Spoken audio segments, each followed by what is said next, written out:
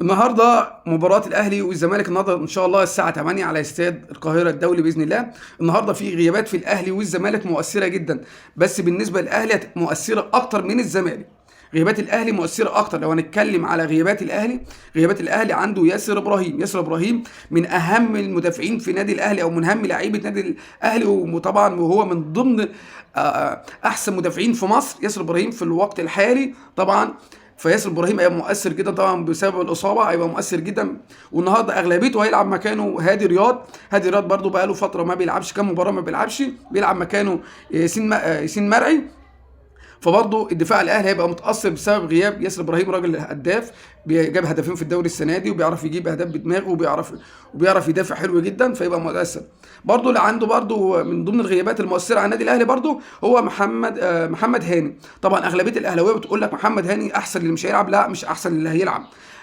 محمد هاني غيابه هيبقى مؤثر جدا. انت دلوقتي المدرب بيفكر يلعب مكان محمد، مين اللي هيلعب مكان محمد هاني؟ احمد عيد اللي ما بيلعبش اصلا خالص، كان لعب شوط ولا حاجه ومش مؤثر على النادي الاهلي خالص. هتلاعب كريم فؤاد راجع من الاصابه او مصاب اصلا لسه ما جهزش. هتلعب مكانه بيكهام، برضو بيكهام بقاله فتره برضو ما بيلعبش، فهتبقى مشكله النادي الاهلي اللي هو غياب محمد هاني. فاغلبيته دفاع النادي الاهلي النهارده هيبقى اغلبيته جديد في جديد، غياب محمد هاني وغياب ياسر ابراهيم. طبعا احمد بيكهام احمد كوكا بيلعب الفتره دي، طبعا هيضطر يلعب ممكن يلعب بهادي رياض، وممكن يلعب في اليمين لا احمد عيد لا بيكهام، فبرضه هيبقى مؤثر في الدفاع النادي الاهلي النهارده.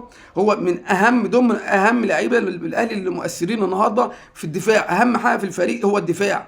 الهجوم حلو بتاع النادي الاهلي، لعيبه كتيره في الهجوم. عندك حسين الشحات وطاهر وبن شرقي وزيزو وتريزيجيه وامام عاشور. الهجوم حلو جدا، وخط الوسط كمان كان مروان قال ديانج ممكن مستواه نازل شويه، بس ممكن يلعب مكانه اي لاعب تاني ممكن في نص الملعب. فالاثنين دول هيبقى في مشكله في دفاع النادي الاهلي النهارده. اما بالنسبه للزمالك فهو عنده بس عمر جابر. طبعا انا بتكلم عن اللي بيلعب اساسي بس، سيبك من اللي ما بيلعبش، ان كان سيحه ولا كاموشو ده مش هيلعب. لعيبه كتيره مش اساسيه في النادي الاهلي.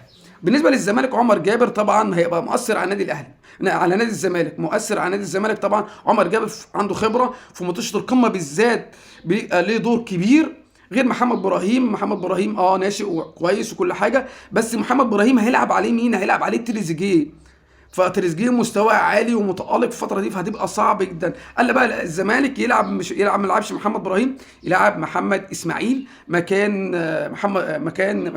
عمر جابر. ممكن يلعبه ويخلي محمد ابراهيم بره، ومحمد اسماعيل يبقى محمد اسماعيل وحسام عبد المجيد والونش والناحيه الثانيه بنتاج. ممكن يبقى دي دفاع نادي الزمالك النهارده. فهتبقى في مشكله في نادي الزمالك ومشكله في نادي الاهلي، بس نادي الاهلي هيبقى اكتر في مشكله في الدفاع. بالنسبه لهجوم للزمالك هتلاقي بيزيرا وناصر منسي وعبد الله السعيد والدباغ وشيكو بنزا، لعيبه اغلبيتها يعني انا بقول لك اجماليهم. وفي لعيبه تانية مثلا ادم كايده في نص الملعب، وطبعا موجود شحاته واحمد فتوح برضه في نص الملعب. فتبقى المباراه صعبه جدا. بس انا شايف هو الزمالك هتخاف النهارده. انا بقول لك الزمالك هيخاف ليه؟ الاهلي نازله مش باكي على حاجه خلاص.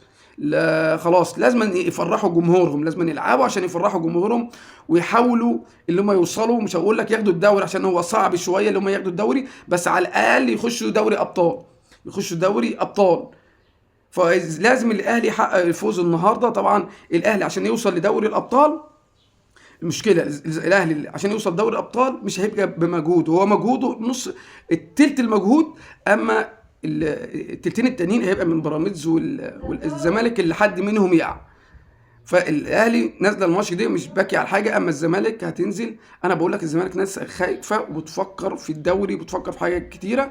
فالمباراه هتبقى صعبه النهارده على الفرقتين، وكل التوفيق ان شاء الله للفرقتين، ويطلع ماتش كبير ويليق بالكره المصريه باذن الله.